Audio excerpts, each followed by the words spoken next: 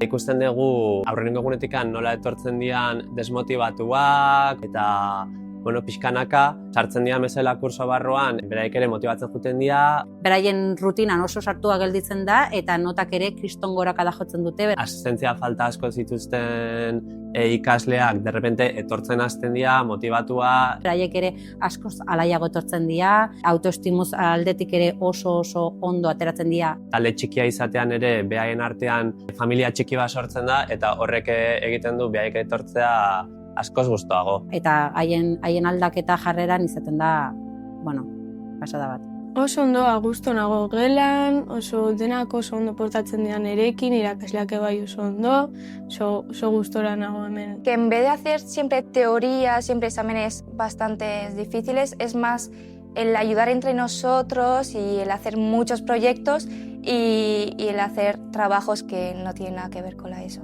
Está muy a gusto y al final también el estudio es tan bueno que es fácil. Guztiz ziklo praktikoa dela esango genuke, ez dakar zer ikusikan DBH bat izatea dakanakin, iten dugu lana tailerretan. Asko nago ikasten, bai. Praktiketan ere bai oso ondo pasatzen da, nahiz lanera jun, emogazten zoa super ondo, ez da emogazten zure gainean behar, baina gauzak iten dituzu eta emogazten zori ondo iten dizute, oso ondo. Bai daude oso bideratuak presamunduan lanitea. Aurten gainera, praktikaldia ondoren, dei desente jaso ditugu enpresetatika bertan lan egiteko ondoren gure ikasle. Pensando aún en qué me gusta, en qué no, para irme situando en qué camino coger.